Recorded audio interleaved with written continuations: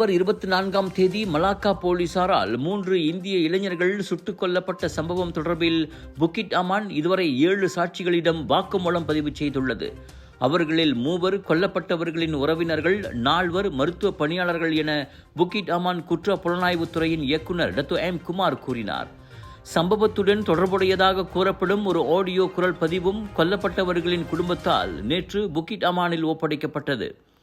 இந்நிலையில் cyber security Malaysia உதவியுடன் சாட்சிகளின் குரல் மாதிரியும் பரிசோதனைக்காக எடுக்கப்பட்டதாக குமார் தெரிவித்தார்.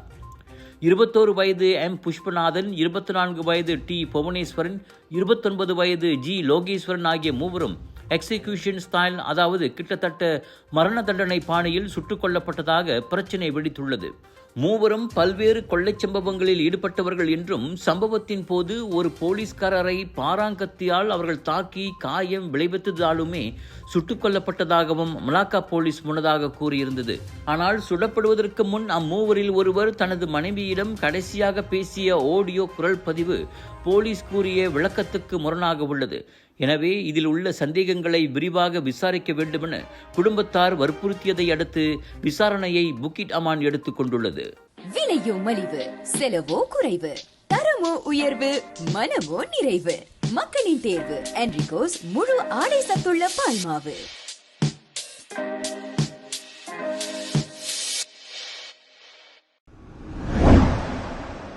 ஆபத்து அவசரங்களின் போது பொதுமக்களுக்கான ஆடை கட்டுப்பாட்டு விதிகளில் தளர்வு அறிவிக்கப்பட்டுள்ளது.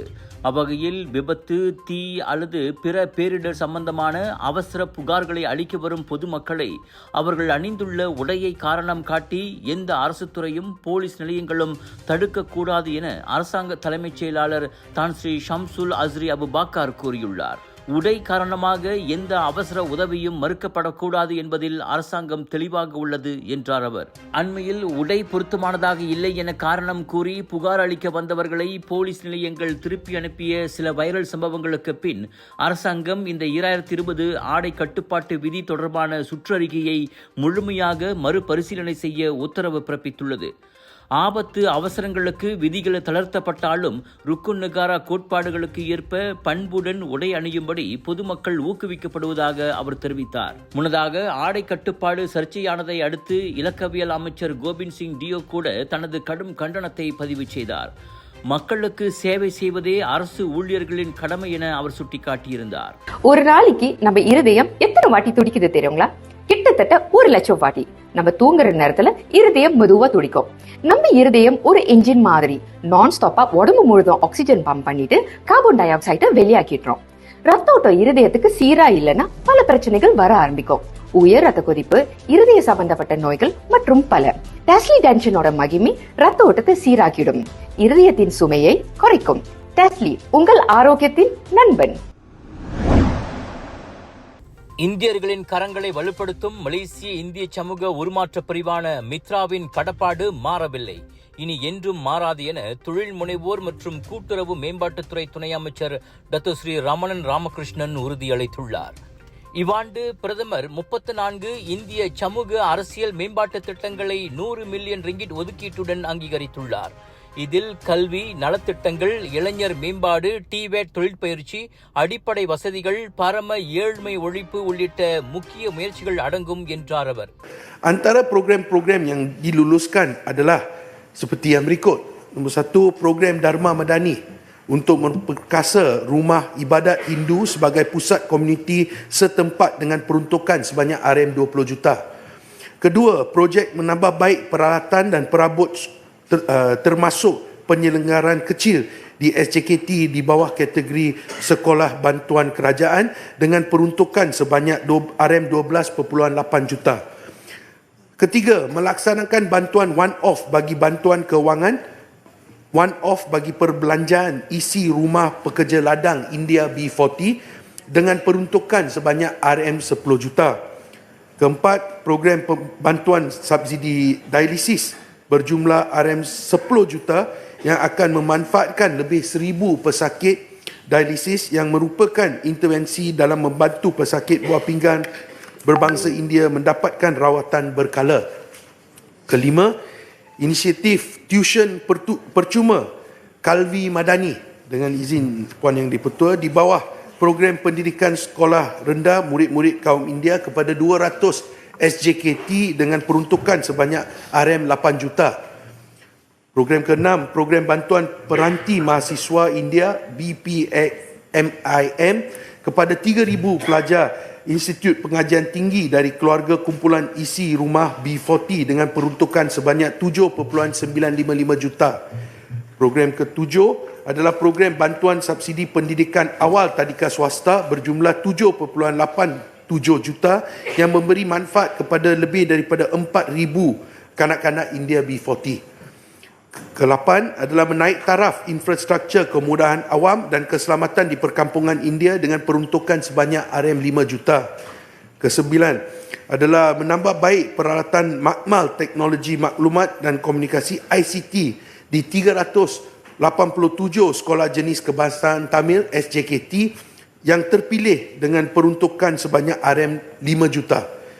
Ke-10 adalah program pembasmian tegar Mitra 2025 kepada 1,064 ketua isi rumah KIR dan ahli isi rumah AIR dengan kadar bantuan dari RM300 hingga RM1,750 sebulan untuk tempoh 12 bulan, dengan peruntukan sebanyak RM3.5 juta.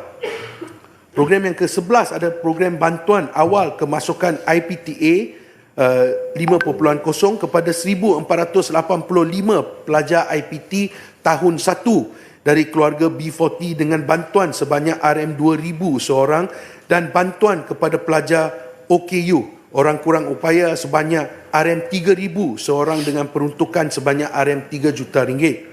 Seterusnya adalah program Malaysia-China Youth Technical and Vocational Education Training TVET 2.0 kepada 500 belia dengan peruntukan sebanyak RM2.9 juta. Dan akhir sekali adalah program Train and Place Semiconductor Process and Fabrication Technology kepada 70 graduan dengan peruntukan sebanyak RM900,000.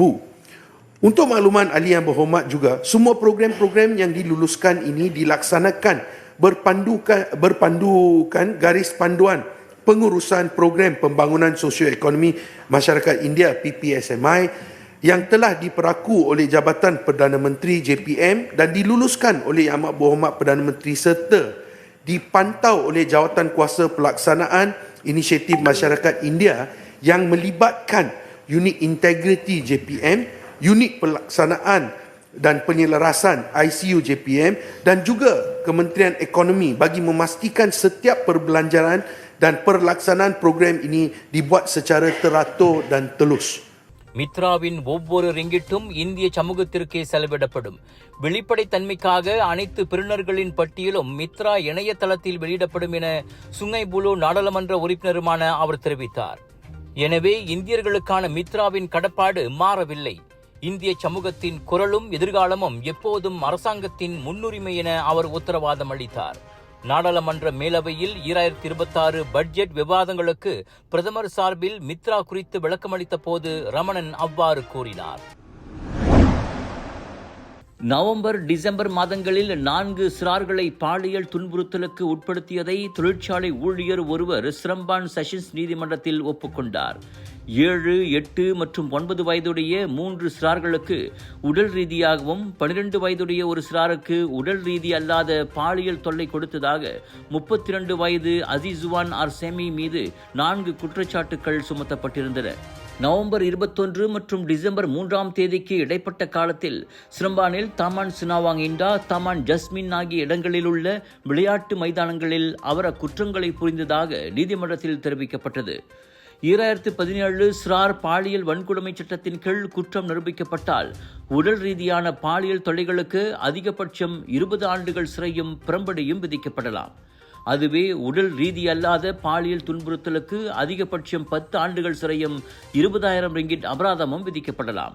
இந்நிலையில் December 16ஆம் தேதி தண்டனை விவரங்கள் அறிவிக்கப்படும் என கூறி நீதிபதி R Kanakeswari வழக்கை ஒத்திவைத்தார். Melaka, Alur Gajah, Muar, Tampin, Tangkak Makale, Melaka Bollywood Bazaar and Foodie Macha Viral Food Festival. Melaka Mall, Labu Aikaro, Melakaville, MBMB எதிரில் டிசம்பர் 11 முதல் 14 வரை நாட்டின் புகழ்பெற்ற viral foods online and wholesale வெண்டர்ஸுடன் 100க்கும் அதிகமான viral foods, new arrivals, premium and boutique collections, தரமான பொருட்கள் நியாயமான விலை. மலாக்கா மால் வாங்க வைரல் ஃபுட் சாப்பிட்டுக்கிட்டே ஷாப்பிங் பண்ணலாம். பிக் சேல், பிக் டிஸ்கவுண்ட், திரண்டு வாருங்கள்.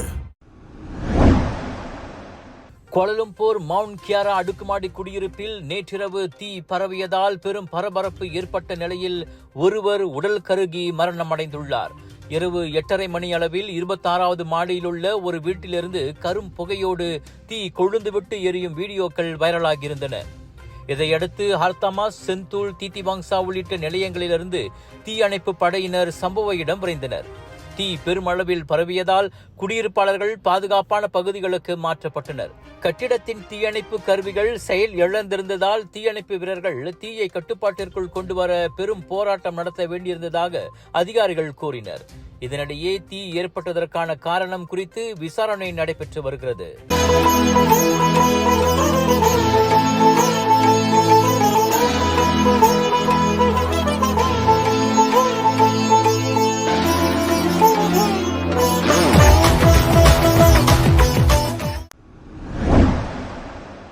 அதிபர் டொனால்ட் ட்ரம்ப் அரசாங்கத்தின் அடுத்த அதிரடியாக வெளிநாட்டு சுற்றுப்பயணிகளுக்கான நுழைவு விதிகளை அமெரிக்கா கடுமையாக்குகிறது. புதிய திட்டத்தின் கீழ் 90 நாள் விசா விலக்கு திட்டத்தில் உள்ள 42 நாடுகளின் பயணிகள் கடந்த 5 ஆண்டுகளில் தங்களின் சமூக ஊடக வரலாற்றை சமர்ப்பிக்க வேண்டும். ESTA விண்ணப்பத்தில் கடப்பிதழ் விவரங்களுடன் சேர்த்து இந்த சமூக ஊடக வரலாறும் கேட்கப்பட உள்ளதாம். தவிர பயணிகள் செல்ஃபி புகைப்படங்களையும் பதிவேற்ற வேண்டியிருக்கும். இது பாதுகாப்பை வலுப்படுத்தும் மற்றும் அச்சுறுத்தல்களை அடையாளம் காணும் முயற்சியே என அதிகாரிகள் கூறுகின்றனர். ஆனால் விமர்சகர்களோ இது தனியுரிமையை மீறுவதோடு இணைய செயல்பாடுகள் தவறாக புரிந்து கொள்ளப்படும் சாத்தியத்தையும் உருவாக்கும் என கோடி காட்டியுள்ளனர். அதோடு அமெரிக்கா மீதான சுற்றுப்பயணிகளின் ஆர்வத்தையும் குறைத்துவிடும் என எச்சரிக்கின்றனர். இந்த பரிந்துரை கூட்டரசு பதிவில் இவ்வாறு வெளியிடப்பட்ட நிலையில் விரைவிலேயே அதிகாரப்பூர்வமாக அமலுக்கு வரலாம் என எதிர்பார்க்கப்படுகிறது.